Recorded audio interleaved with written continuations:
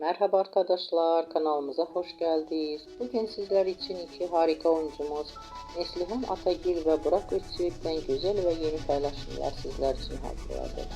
Onlar Kara Sevda dizisinde birlikte rol almış ve herkes tarafından çok beğenilmişti.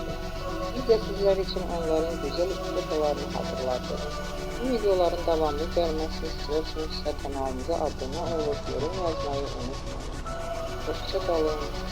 Herkese teşekkürler.